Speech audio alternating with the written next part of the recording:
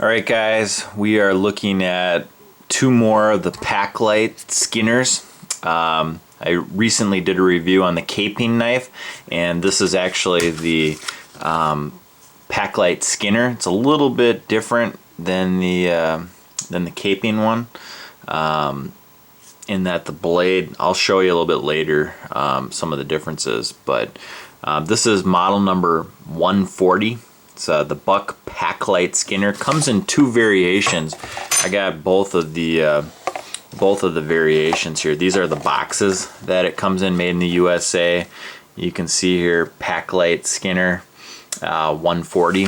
The only difference between the two versions is one has this new black, they call it traction coating. It's not exactly your normal Teflon tape. The other one is your satin finish. So you got your black traction on the one, and then you got the satin on the other. And I believe this one with the black traction is a couple dollars more. But here's the neat thing. I'll try to get a close up. On some of the old style buck knives, if you did this on the Teflon, it would scratch it.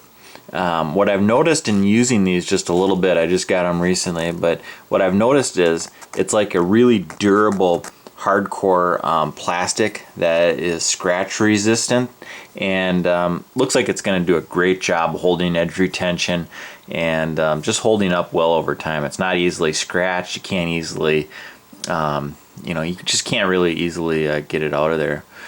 So again, as with the caping style, these come with a really nice sheath, good buttons, and it has this plastic. It's hard to see, I think, on my video, but there's a plastic piece right in here that does a really good job when you put the knife in the sheath. It just holds that really good, and then it's a tight fit, really tight fit. Can't pull that out. It ain't going nowhere.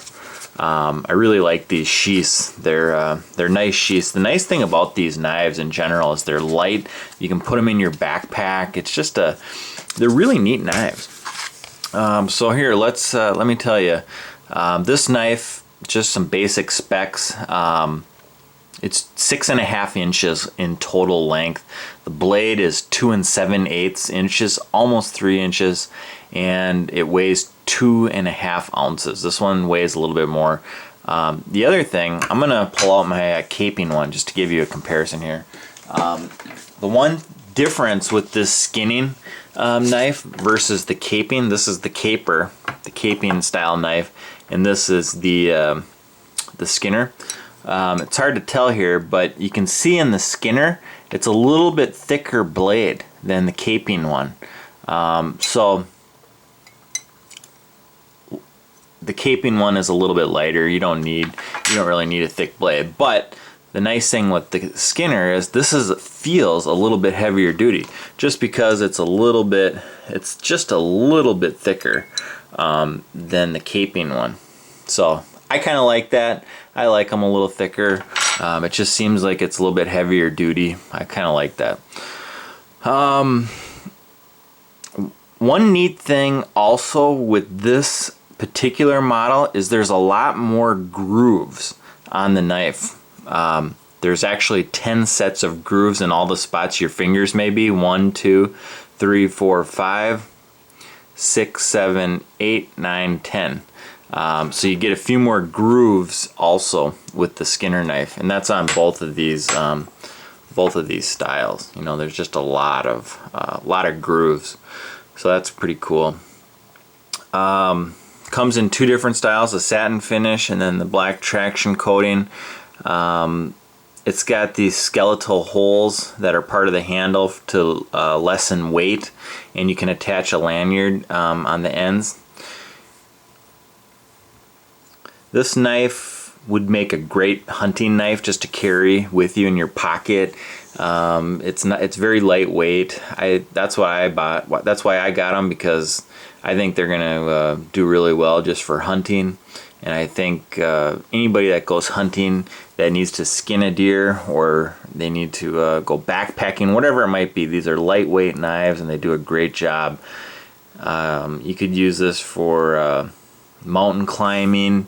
if you need to carry a knife in your backpack. You could use it for anything outdoors, just to have anywhere. They're great heavy-duty knives, pretty reasonable price. They're made out of 420 HC steel, which that's one of Buck's pretty good grade steels that they've used in knives for many years. They do a great job. I like the shape of this one. It's in like a drop point shape. It has a nice curve down and then a hollow grind, and it comes amazingly sharp. I mean, this thing can, either one of these can cut paper like it's nobody's business. I mean, I didn't put any effort into cutting that, and you can see that's a really clean cut right there.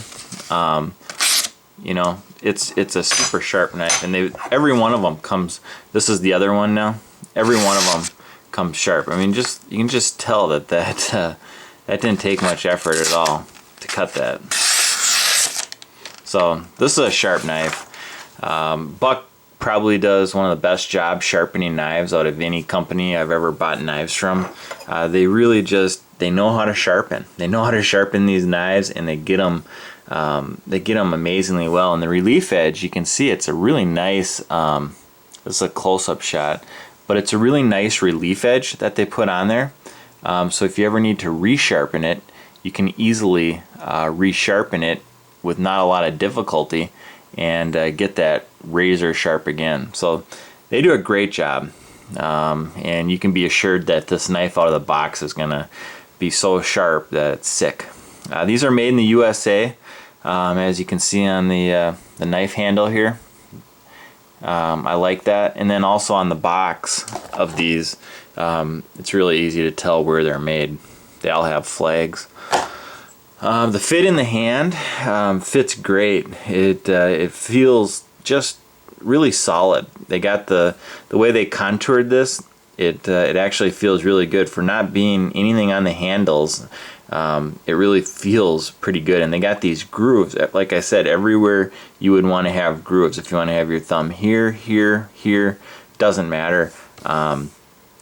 And it doesn't matter if you're right-handed or left-handed. It feels the same in either hand. I'll give you a comparison to the 110. I like just everybody's got a 110 or has seen a 110, so you can kind of get the sense of, you know, how big this is. It's a little bit smaller than the 110, but it's a fixed blade knife, so it doesn't take up a lot of space. Being a thick, you know, and it's a little thicker too. You can see the thickness of the Skinner versus the 110. It's quite a bit thicker, actually.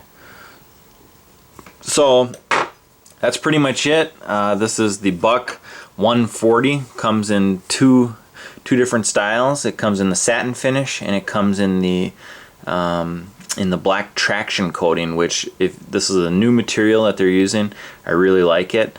I'd like to get other people's thoughts on this particular one. If you've bought this already, if you've used it, let me know what you think. If not, I would say definitely do buy these. These are great quality knives for the price. You really can't go wrong, and they're guaranteed forever.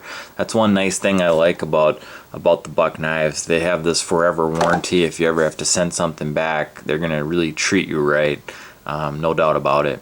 Thanks for checking out this sweet knife, and let me know some of your comments. Thanks.